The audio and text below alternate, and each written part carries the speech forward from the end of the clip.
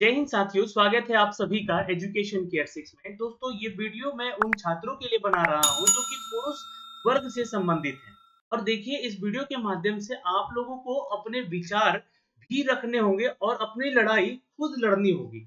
अब मैं आपको बस एक रास्ता दिखला रहा हूँ कि इस रास्ते पे आपका नुकसान हो रहा है। सरकार यहाँ पर जो वैकेंसीज निकाल रही है, जैसे बीपीएससी शिक्षक भर्ती की हम बात करें, तो टीआरई 1 और टीआरई 2 में भी देखा गया कि जो बहाली शिक्षा संवर्ग से निकाला गया, शिक्षा विभाग के संवर्ग से निकाला गया, उसमें महिलाओं का जो आरक्षण रोस्टर था वो 50% प्लस 3% ओबीसी को लेकर, यानी कि 53% का आरक्षण यहाँ पे उनको दिया जा रहा है। अब ये आपको मैं क्लियर कर दूं कि ना तो सिर्फ 53% है, बल्कि बैकलॉग की भी सीटों पे महिलाओं का यहाँ पर दबदबा बना रहेगा। और इसलिए इनका जो है इसके पीछे अगर देखिएगा तो 70% महिलाओं का यहाँ पर कक्षा 1 से लेकर कक्षा 8 में शिक्षा विभाग के तहत नियुक्ति हो रहा है। अब इसमें नुकसान किसका है? तो भाई, नुकसान यहाँ पर पुरुष वर्ग के छात्रों का है। उनको जब आरक्षण यहाँ मान लीजिए कि 53% ही अगर हम मान के चले कि अगर महिलाओं को ये आरक्षण मिल रहा है, तो पुरुषों के लिए आरक्षण बचा कितना? तो बाकी जो आरक्षण है यहाँ पे देखिएगा तो 47% ही आरक्षण वाला। अब उसी में जो है अन्य कैटेगरीज भी हैं, तो उन कैटेगरीज को भी बांटना है। तो कुल मिला के अगर देखिएगा तो पुरुष संवर्ग के छात्रों को कक्षा 1 से 8 में शिक्षा विभाग के तहत तो नियुक्ति मिल ही नहीं रही है। अब जो भी विभाग है हमारा एससी एसटी कल्याण विभाग और ईबीसी बीसी कल्याण विभाग, इनकी वैकेंसी जो साथ में निकाली गई, अब देखिए त्रुटि कहां पर है ये भी मैं आपको थोड़ा सा क्लियर करूंगा।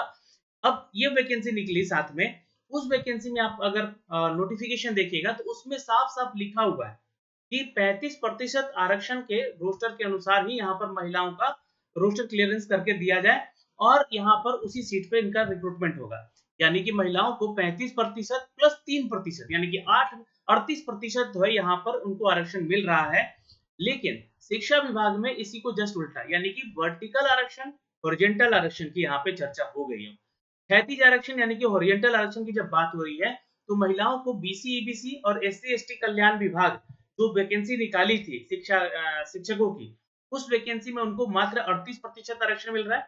और वही शिक्षा विभाग का जो वैकेंसी है, शिक्षा विभाग का वैकेंसी का अपडेट जो आया हुआ है, उसमें देखिएगा तो आपको 50 प्लस 3% यानी कि 53% का आरक्षण का मामला है। इसको लेकर एक न्यूज अपडेट भी आया हुआ था जिसमें कि कहा भी गया था, मैं आपको न्यूज लेटर दिखलाता हूँ यहाँ से। और ये न्यूज मैंने आपको अपडेट भी किया हुआ था पहले, है ना। इसमें साफ साफ लिखा गया है कि राज्य में तीसरे चरण के अध्यापकों में होने वाली नियुक्ति की प्रारंभिक विद्यालयों में पुरुषों की तुलना में ज्यादा महिलाओं का यहाँ पर नियुक्ति होगा। अब ये जो है यहाँ पर बोला गया कि महिलाओं की नियुक्ति बैकलॉग के पदों पर होगी। राज्य ने पहली से लेकर पांचवी और छठी से लेकर 8वीं विद्यालय अध्यापक की नियुक्ति में महिलाओं को 50% आरक्षण दिया है। अब तीसरे चरण से अगर हम बात करें, तीसरे चरण में तो पहली से लेकर पांचवी और छठी से लेकर 8वीं के विद्यालय अध्यापकों की नियुक्ति के लिए जिलों में जिला शिक्षा पदाधिकारी के स्तर पर रोस्टर समाशोधन की कार्रवाई की जा रही है। जैसा कि मैंने आपको एक लेटर भी दिखलाया था, ये मांगा गया था, ये आपको प्रपत्र है यहाँ पर मांगा गया था तीसरे चरण के लिए कि आप नियुक्ति का अपडेट दीजिए यहाँ पर, जिसमें कि कोटिवार चालू रोस्टर में जो अनुमान्य पद है उसके बारे में और कोटिवार कुल पद यहाँ पे कितने हैं वो बताना है शिक्षा विभाग के लिए। फिर वहीं पे प्रारंभिक विद्यालयों में नियुक्ति की नियमावली के अनुरूप महिलाओं को 50% के आरक्षण की दर से यहाँ पे उनका रोस्टर मांगा गया।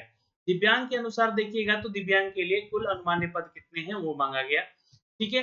और यहाँ पे एक और लेटर था जो कि मैंने आपको पहले भी दिखलाया था, इस लेटर को इसमें आप लोग नोट कीजिएगा। तो जो सामान्य प्रशासन विभाग की तरह से कि जब भी सामान्य प्रशासन विभाग को यहाँ पर अगर पार्टी बनाते हैं हम लोग, तो उसमें एक चीज जो है उनके अनुसार चलता है। जो सरकार का रोस्टर नियमावली है 2016 का, उसके अनुसार आप देखिएगा तो 35% ही कुल पद का यहाँ पर महिलाओं को आरक्षण दिया जा रहा है। और ये क्षैतिज आरक्षण, यहाँ पे साफ साफ चीजें लिखी भी हुई है, महिलाओं को 35% की दर से क्षैतिज आरक्षण यहाँ पर 35% का ही दिया जाना है। लेकिन वहीं पे अगर आप शिक्षा विभाग की बात करते हैं, यहाँ पर माध्यमिक उच्च माध्यमिक विद्यालयों में अगर देखिएगा तो यहाँ पे जो भी चालू रोस्टर है उसमें कहीं भी नहीं लिखा गया है 35%।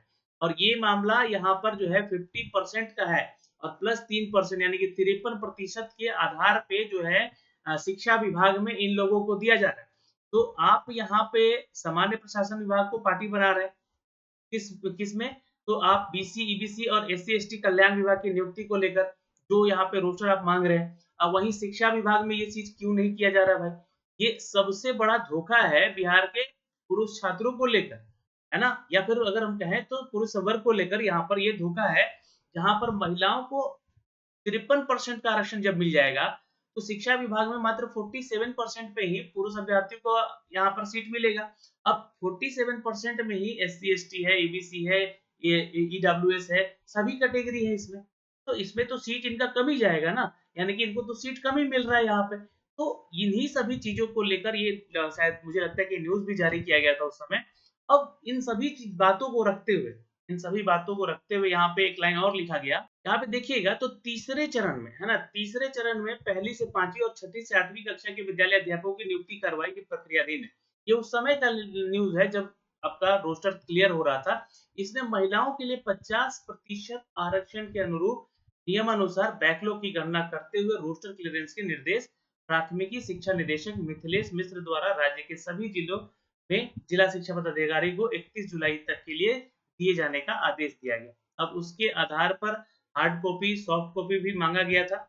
इसके लिए यहाँ पर यही मायने रखता है कि तीसरे चरण में होने वाले विद्यालय अध्यापक में 1 से लेकर 5 और 6 से लेकर 8 के कक्षा में अध्यापकों में जितने पद होंगे उनमें से 50% तो महिलाओं के लिए ही आरक्षित होंगे। तो ऐसा क्यों? ऐसा आखिर क्यों किया जा रहा है? ये सवाल बनता है। 50% महिलाओं को ही क्यों? और इसमें बैकलॉग की भी सीटें जो बताई जा रही हैं, बैकलॉग की सीटों को भी जोड़ा जा रहा है। महिलाओं को कुल मिला के 50% का यहाँ पे इनको बेनिफिट क्यों दिया जा रहा है?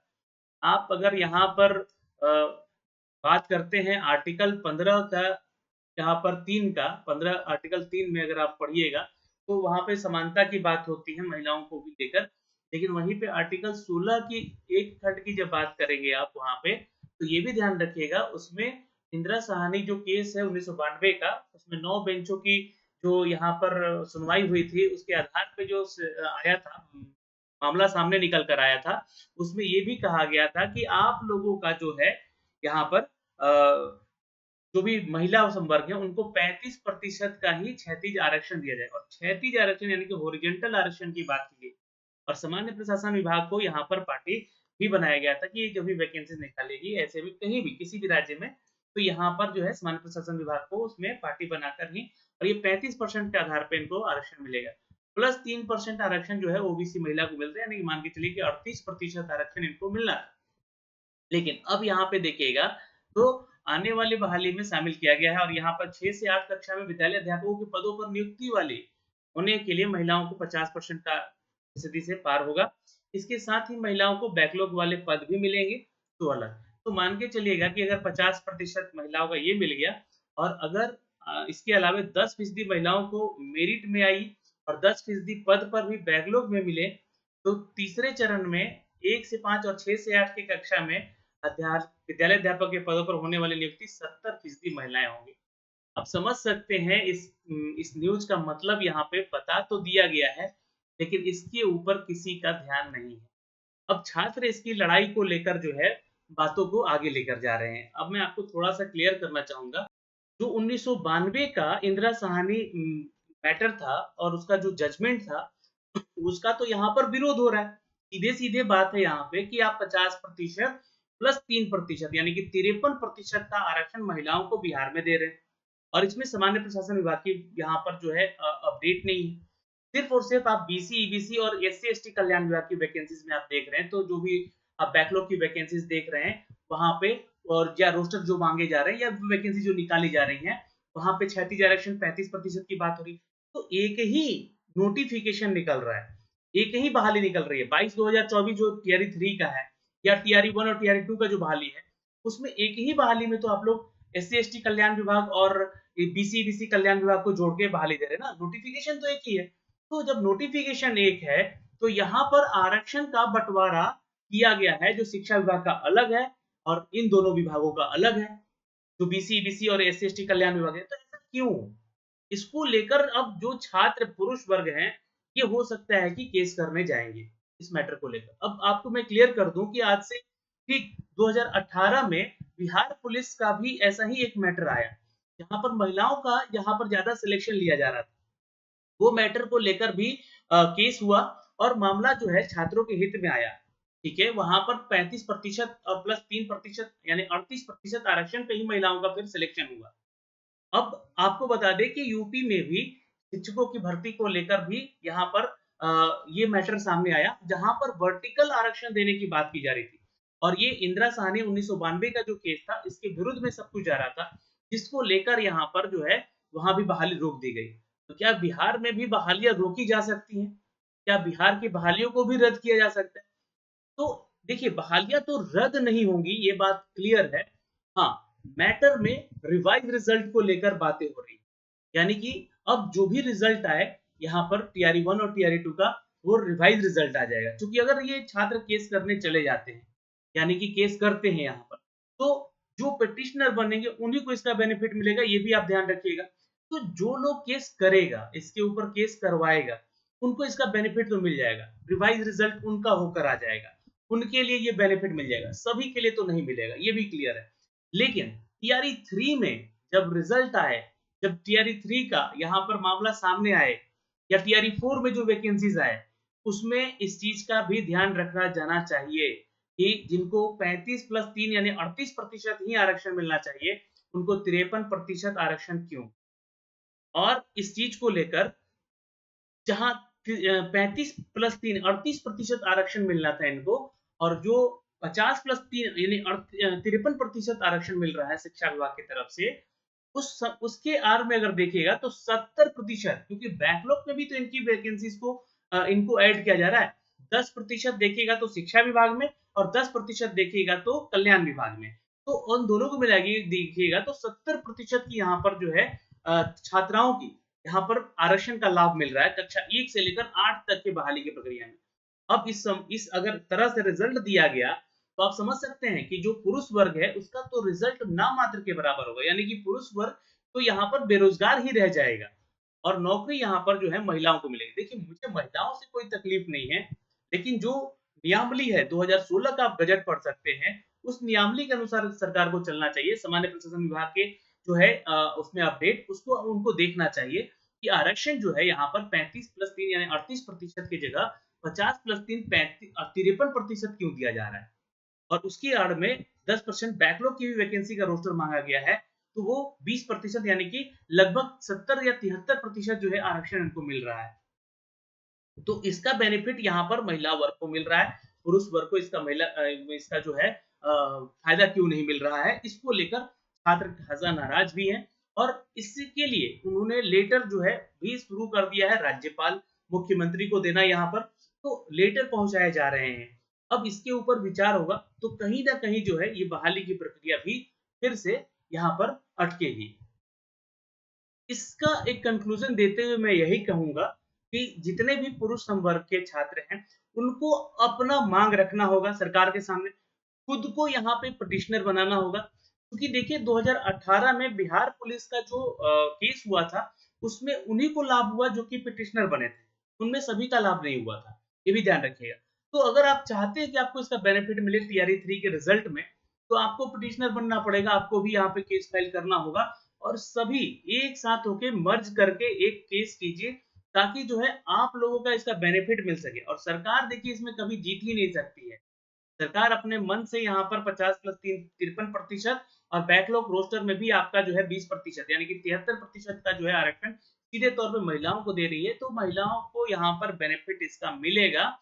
वहीं पे टीआरई 1 और टीआरई 2 में जब ये मामला उठेगा, तो फिर पिछली वैकेंसीज को भी जांचा जाएगा, तो उसमें रिवाइज रिजल्ट की भी फिर मांग उठेगी, और रिवाइज रिजल्ट में बहुत सारे सीट फिर महिलाओं का खाली हो जाएगा, और वो फिर सीट अगले बहाली में जाकर जुड़ेगी। तो ऐसी स्थिति में आप जो भी छात्र हैं, अभी से ही आवाज उठाना शुरू कीजिए। छात्रों जो है, आप एक सरकार के सामने लेटर लिखिए, और इस लेटर में बताइए कि ये चीजें गड़बड़ हो रही हैं। और बहुत सारे लोग जो हैं, कुछ ऐसे छात्र हैं जो कि इनमें पिटिशनर बने हुए हैं या केस करने जा रहे हैं, है ना, या केस होने वाला है, तो उनसे मिलिए, उनसे बात कीजिए, और उनके जरिए भी आप अपने बातों को वहां पे सामने रख सकते हैं। मैं एक मुद्दा यहाँ पर जो था उठाकर सामने रख चुका हूँ आपके लिए, और ये मुद्दा सिर्फ ना तो सिर्फ आपके हित में है, बल्कि पूरे पुरुष वर्ग के हित में है, और ये गलत आरक्षण नीति के लिए आवाज है। मैं ना तो महिलाओं के विपक्ष में कुछ बोलता हूँ, ना गलत कहता हूँ। हाँ, उनका भी सिलेक्शन हो रहा अच्छी बात है, लेकिन आरक्षण का साथ छेड़छाड़, आरक्षण के साथ ये खिलवाड़ जो किया गया है और इसमें नुकसान पुरुष वर्ग के छात्रों का हुआ है, कहीं न कहीं तो गलती हुई है। यहाँ पे अनुच्छेद 15, 3 और 16 एक का जो है हनन हुआ है, तो इसको लेकर यहाँ पर जो है आप लोग को भी साथ में आवाज़ उठाना चाहिए।